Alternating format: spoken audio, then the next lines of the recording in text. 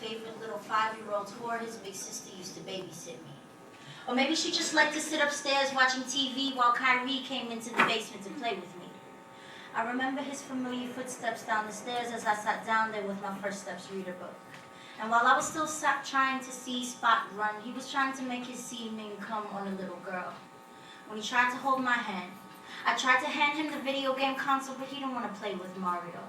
He wanted to ride me like I was his Yoshi, and in that moment, I realized that to older boys, my body was more interesting than Super Nintendo could ever be. And it was time to play house again. Daddy grabbed Mommy by the hand and dragged her into her plastic Pocahontas tent. It was time again. After 5 minutes, his neck bore the mark of my baby teeth, and my mouth bore the bruise of his hand as he muffled my screams. There was something warm on my Princess Jasmine panties.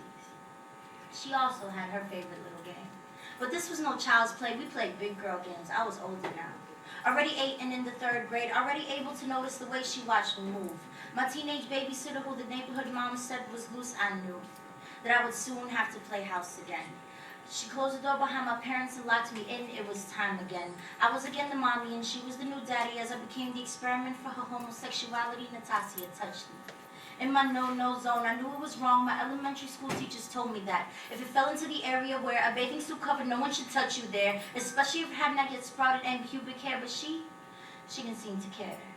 I flinched as a hot female tongue was forced into my mouth, but this was no girls gone wild chauvinistic male fantasies. This was child abuse realities that I was all too familiar with by the time I was 13. Keith loved to play games too.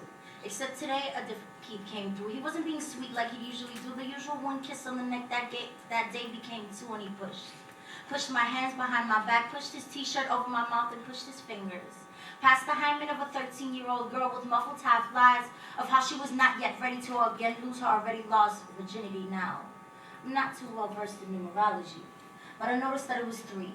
3 childhood times that happened to me at 5, 8, and 13. 5 plus 8 equals 13. I guess 13 is extra unlucky for me.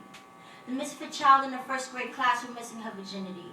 The toddler battling around with a scarlet A on her chest, forced to be the born adulteress, missing out on the chance to just be like the other little girls and say, no, I want to go home.